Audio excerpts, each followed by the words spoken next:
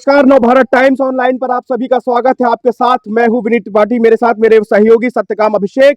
और अब आप यूपी के फैसले का सफर बांदा तक पहुंच चुका है और लगभग 8000 किलोमीटर की यात्रा हम लोगों ने अभी तक तय की है। और उत्तर प्रदेश के हर एक जिले में, हर एक गांव में यहां तक हम पहुंचते जा रहे हैं और हमारा प्रयास यही है कि ज्यादा से ज्यादा लोगों तक पहुंच के हम ये जनता की नब्ज को टटोल सकें, हम ये जान सकें कि आखिरकार वो कौन से मुद्दे हैं जिसके आधार पर उत्तर प्रदेश का युवा, उत्तर प्रदेश का बुजुर्ग, उत्तर प्रदेश की महिलाएं वोट डाल रही हैं और 2022 में विधानसभा पहुंचाने की यहां पर तैयारी है।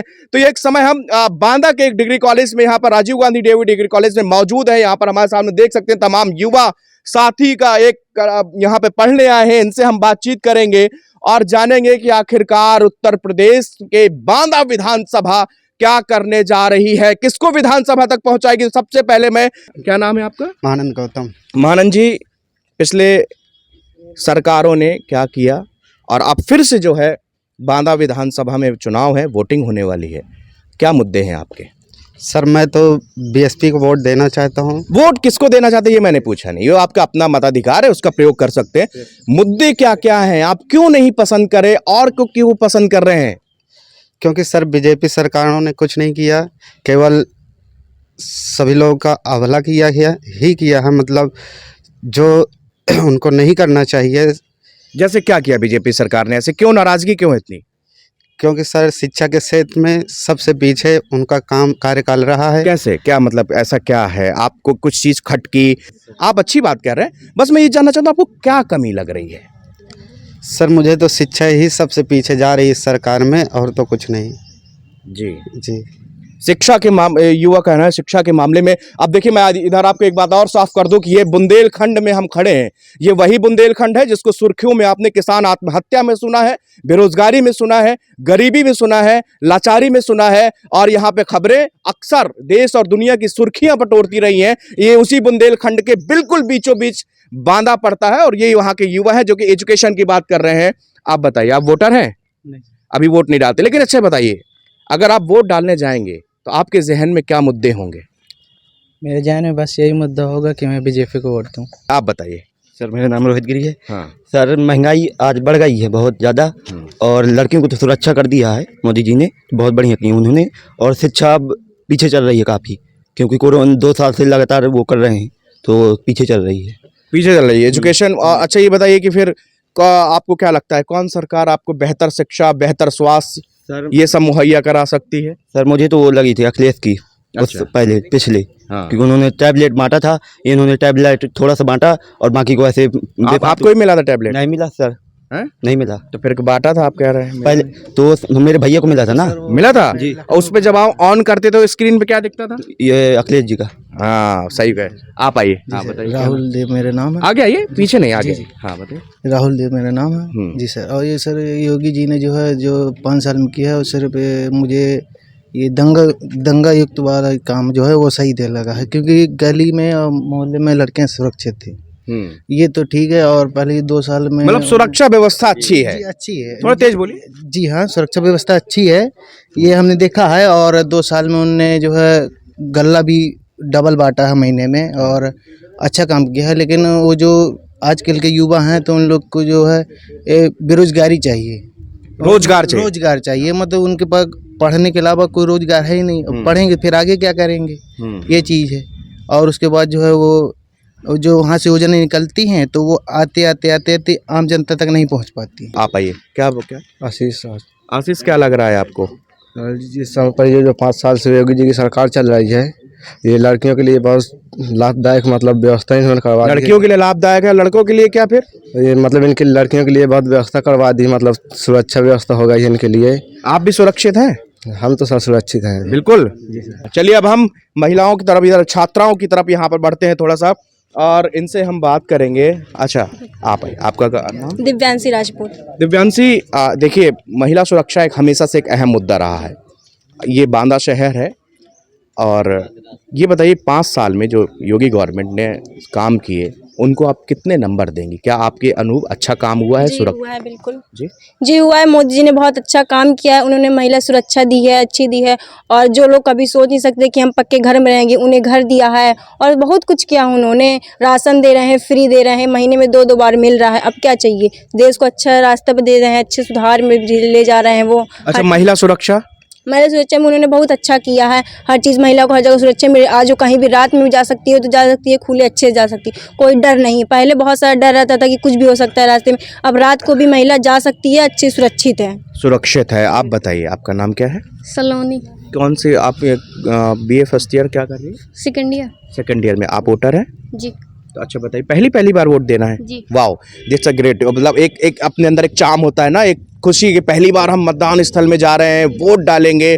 इसके लिए आपने अपने माइंड में क्या एक तैयार किया है कि अब 23 तारीख को मान लीजिए यहाँ पे वोट डालने वाले हैं, क्या मुद्दे हैं जिनको देख के आप पहली बार वोट डालेंगी? सर, महिला सुरक्षा और गरीबों को जो राशन वासन मिले इसके वजह से। अच्छा, एजुकेशन के बारे में बताइए। आपको अच्छी एजुकेशन मिल रही है और आप क्या चाहते हैं कि इस देश के अंदर या एजुकेशन के मामले में और क्या किया जाए? सर, अपने बान में एक विश्वविद्यालय होना चाहिए और अच्छी पढ़ाई होनी चाहिए। वैसे भी मोदी सरकार ने अच्छी पढ़ाई दी है। तो आप मतलब खुश हैं जी इस सरकार से? जी। सर, सबसे बड़ी बात है कि वुमेन सिक्योरिटी और बढ़ा देनी चाहिए लोगों को। और आप कह रहे हैं अभी और अच्छे? यस सर, क्योंकि अभी काफ़ी कमी है इसकी। और अच्छा, एक बात मैं जानना चाहता हूँ, एक मेरे जहन में बात उठती है। जैसे आप कॉलेज से है घर जाती हैं, फिर वापस आती हैं, हो सकता है आपको पब्लिक ट्रांसपोर्ट का भी सहारा, रिक्शा, ऑटो वगैरह इसका सहारा लेना पड़ता है, या आप कहीं भी जाती हैं, आपको ऐसा महसूस होता है कि आप असुरक्षित हैं? यस सर, काफ़ी बार सर। अच्छा, जगह जगह पे लड़कों का ग्रुप रहता है जो एक अच्छी बात नहीं है। सो उस पे थोड़ा ध्यान देना चाहिए लोगों को। और बस यही मतलब कहना- अपने पे सुधार करना Yes, चाहिए yes. लोगों को, खुद से भी, कानून से ज़्यादा। बहुत अच्छी बात है कही इसने कि जब तक हम लोग अपने आप से, कानून से कब तक, सख्ती के द्वारा कब तक चीज़ें सही होंगी। इंसान को अपनी नज़रों में हमेशा कहा जाता है कि खुद से जो है एक एतबार रखना चाहिए। आप बताइए। सर, अदिति सोनी। अदिति, हाँ बताइए, यस सर। आपके लिए क्या मुद्दे हैं? सर, मेरे लिए अभी तो फिलहाल कुछ नहीं है, बाकी सब बेटर चल रहा है उनके अकॉर्डिंग। वुमेन सुरक्षा, वुमेन सुरक्षा काफ़ी सही है। आजकल तो बहुत देखने को मिलता है, हर जगह पुलिस खड़ी होती है, गर्ल्स कॉलेजेस के आगे खड़ी होती है, कुछ भी नहीं देखने को मिलता आजकल। इसके पहले आप प्रॉब्लम फेस करते थे कभी कभार? नो, कभी कभार बस देखने को मिलता था, बाकी कभी प्रॉब्लम फेस नहीं की है जी, तो ये देखिए, आप, मैंने इनसे बात कराई, हर यहाँ पे युवा साथियों के अपने अलग अलग मुद्दे हैं यहाँ पर। अब हम इसको प्रोफेसर विष्णु जी हैं, उनसे हम बात करेंगे यहाँ पर कि दरअसल उन्होंने तमाम बच्चों के यहाँ पे ओपिनियन सुने हैं और वो चूँकि यहाँ पे काफ़ी अरसे वक्त से बच्चों को पढ़ा रहे हैं। सर, मेरा सवाल सबसे पहले बुंदेलखंड को लेकर है। इसकी दशा देख के आज भी ये नहीं लगता कि हम एक उत्तर प्रदेश के अंदर भारी भारी बजट पास होता है बुंदेलखंड विकास के नाम पर, लेकिन हालात बिल्कुल जस के तस। बिल्कुल सत्य विनीत, तुम कह रहे हो कि पिछले 20 साल से मैं भी बुंदेलखंड में टीचिंग से जुड़ा हुआ हूँ।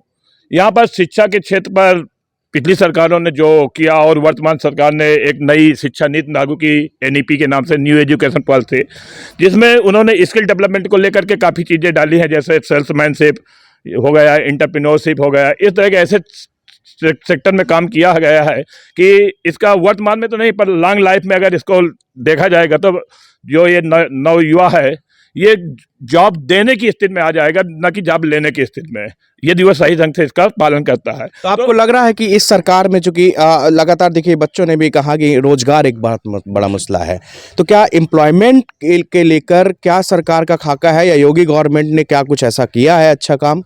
देखिए, वर्तमान में अगर देखा जाए तो अभी सरकारें जो भी है, पिछले 70 सालों से सरकारें हैं, उन्होंने इंफ्रास्ट्रक्चर के रूप में रोजगार को कुछ दिया नहीं। और शिक्षा का मुख्य उद्देश्य बन चुका है सरकारी नौकरी, और सरकारी नौकरी इतनी नहीं दी जा सकती जिस हिसाब से यहाँ की पॉपुलेशन है। इसलिए प्राइवेट सेक्टर में हमें रोजगार जनरेट करना पड़ेगा, और जब तक हम रोजगार जनरेट नहीं कर पा रहे हैं तब तक रोजगार नहीं दे। इस पर योगी सरकार और मोदी सरकार तमाम काम कर रही है। स्किल डेवलपमेंट हो गया, स्टार्टअप इंडिया हो गया, इस तरह के तमाम कामों को लेकर के वह प्राइवेट सेक्टर में आई है, जिसमें से लोगों को रोजगार के अवसर उत्पन्न होंगे भविष्य में। रोजगार के वो अवसर उत्पन्न होंगे कि वुमेन सिक्योरिटी एक बड़ा मसला है। आप लोग कॉलेजों में प्रोफेसर हैं, क्या इस सरकार में आपको लगा है कि ये अब कानून व्यवस्था जो है टाइट हुई है? पिछली सरकारों की अपेक्षा देखा जाए तो टाइट है, पर पूर्ण रूप से सुरक्षित भी नहीं कहा जा सकता।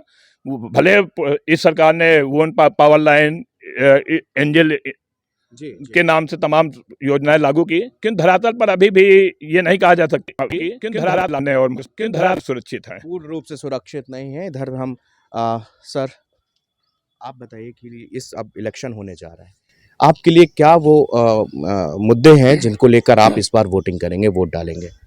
यहाँ तक हमारे लिए मुद्दों का प्रश्न है तो मुद्दे दिल्ली से बैठ कर के नहीं तय होंगे। सरकार अपने स्तर से प्रयास कर रही है, लेकिन जो हमारे ग्राउंड लेवल की इश्यूज हैं उनको हम प्राथमिकता देंगे। जैसे यहाँ पर एक आपने सुना रोजगार का मुद्दा है, जो गवर्नमेंट हमारे यहाँ के स्थानीय लोगों को रोजगार देगी, पलायन को रोकेगी, हम उसको वोट देंगे। जो व्यक्ति यहाँ कानून मुद्दे को लेकर के लॉ एंड ऑर्डर पे फोकस करेगा उसको वोट देंगे। आगे तो अच्छा, लॉ एंड ऑर्डर को लेकर तो मतलब ये अब जो 5 साल 2017 से लेकर ये 22 का टेन्योर बीता है, आपको लगा है कुछ बदलाव हुआ है? बिल्कुल बदलाव हुआ, डेफिनेटली बदलाव हुआ है। सरकार ने कानून में बहुत काम किए हैं। यहीं पर देखिए बड़े बड़े माफिया बंद हैं, जो कभी सरेआम रास्तों पर घूमते थे आज वो जेल के अंदर बंद है, जमानतें नहीं हो रही हैं उनकी। और जहाँ तक आप वुमेन सिक्योरिटी की बात करते हैं, वुमेन सिक्योरिटी कहाँ नहीं है। ये एक ऐसा मुद्दा है जिसको कानून से नहीं हल किया जा सकता, ये घर के अंदर से भी हल होता है। ये एक तरफा इशू नहीं है। ऐसा कोई यहाँ बता दे जो रास्ते में जा रहा हो उसको किसी ने छेड़ा हो और उसके लिए गवर्नमेंट ने व्यवस्था ना की हो, वह 112 डायल करिए, 1090 पे कॉल करिए, एक्शन होता है। लेकिन ये तो 1090 अखिलेश सरकार की देन है। देखिए सरकार किसी की हो, 1090 अखिलेश की देन हो, उसको इम्प्लीमेंट भी तो योगी गवर्नमेंट कर रही है। सरकारें अपना काम कर रही हैं, सरकार किसी की भी हो, जनता के कल्याण के लिए वो काम कर रही है। जी, क्या क्या मुद्दे हैं अब ये बांदा के विकास के लिए? हम लोग बुंदेलखंड की बात कर रहे हैं, आप लोग प्रोफेसर हैं, हर एक वर्ग हर एक तबके को आप शिक्षित कर रहे हैं, उनको आगे बढ़ा रहे हैं। क्या मुद्दे वो होने चाहिए? अभी भी आपको क्या लगता है कि बुंदेलखंड क्यों पिछड़ा है?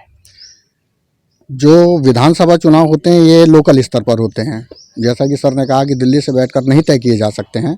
जो लोकल के मुद्दे, पानी, बिजली, सुरक्षा, महिलाओं की सुरक्षा, एजुकेशन, लोकल स्तर पर क्या स्थिति चल रही है, तो यही सारे मुख्य मुद्दे होते हैं। इन्हीं मुद्दों के आधार पर लोग वोटिंग करेंगे। मैं भी योगी सरकार के जो 5 साल का टेन्योर था, कैसा लगा आपको?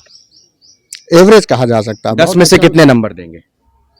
लगभग 6 तो दिया ही जा सकता है। मतलब आप फर्स्ट डिवीजन पास कर रहे हैं सरकार को। जी, आप बताइए मैडम, क्या इस बार देखिए वुमेन सिक्योरिटी भी एक बड़ा मसला है, वुमेन एम्प्लॉयमेंट भी एक बड़ा मसला है, और देखिए कि आज़ादी के 70 सालों के बाद भी हम लोग अभी वही मूलभूत सुविधाओं की बात कर रहे हैं। बिजली, सड़क, पानी यही रह गया।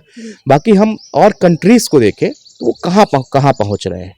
क्या कारण है, हम जिस जगह खड़े हैं बुंदेलखंड क्षेत्र है, ये क्यों इतना पिछड़ा है? आपकी नज़रों में क्या ओपिनियन है? देखिए भी यहाँ पे उस तरीके से रोजगार नहीं है, तो इस वजह ये भी एक कारण है। और थोड़ा सा घर वालों को निकलना होगा उसके लिए कि बच्चों को अपने शिक्षा के लिए बढ़ावा दें। और क्या कहा जाता है, जैसा जो यहाँ पे कार्य किए जा रहे हैं सरकार के द्वारा, उसका लाभ उठा सकें, तभी होगा। वुमेन्स पावर लाइन है और क्या महिला सशक्तिकरण है, और इसके अलावा बहुत सारी योजनाएं हैं। उन योजनाओं को अप्लाई करके और उनका अच्छे से उपयोग करके आगे बढ़ा जा सकता अच्छा, है। आप यहाँ पे प्रोफेसर हैं और एक बहुत बड़ी संख्या में यहाँ पर जो है छात्राएं पढ़ती हैं। जी जी। अच्छा बताइए, कभी ये व्यक्तिगत हो के आपसे, आप गार्जियन होता है, आप एक गार्जियन हैं, ये कोई बातें अपने घर पे शेयर नहीं कर सकती, लेकिन आपके साथ में वो शेयर करती, तो कभी ऐसा वाकया भी आपके साथ में बच्चियों ने आपसे कुछ शेयर किया हो कि उनके बहुत सारी बातें हैं ऐसी जो बच्चे हमसे वो लेकिन गुप्त रखी जाती है। और उनको क्या कहा जाता है, जब भी कोई इस महिला सशक्तिकरण है और महिला जो बहुत सारी योजनाएं चलती हैं, उनके तहत हम लोग उसमें कार्यवाही करवाते हैं गुप्त रूप से कार्रवाई होती है। लेकिन फिलहाल देखिए, नवभारत टाइम्स ने यहाँ पे बुंदेलखंड की नब्ज पहचानने के लिए सबसे पहले युवाओं के बीच में हम आए हैं। तमाम मुद्दे हैं, मिला जुला है इनको। कोई जो है योगी सरकार के काम से खुश है, कोई नहीं खुश है, किस तरह कई मुद्दे इन्होंने, रोजगार का एक अहम मुद्दा है। इसके अलावा ये बुंदेलखंड के जहाँ की बात कर रहे हैं, जो एरिया हमेशा से अपनी बदहाली को लेके ही मशहूर रहा है, तो तमाम चीज़ें हैं। यहाँ पे पॉलिटिकल रिफॉर्म की ज़रूरत है, यहाँ पे लोगों को जागरूक होने की ज़रूरत है, एजुकेशन को मजबूत करने की, यहाँ का इंफ्रास्ट्रक्चर इसको स्ट्रॉन्ग करने की, ये तमाम मुद्दे फिलहाल हमारे सामने आए हैं। अब हम आगे और यहाँ पर चलेंगे और बुंदेलखंड की नब्ज को पहचानने के लिए उन इलाकों में भी आपको हम यहाँ पर दिखाएंगे जो आज भी मूलभूत सुविधाओं से भी दूर है। उन गांवों को भी हम आपको दिखाएंगे, ज़रूर देखिएगा। फिलहाल मेरे सहयोगी सत्यकाम अभिषेक के साथ में मैं विनीत त्रिपाठी, नवभारत टाइम्स, बांदा।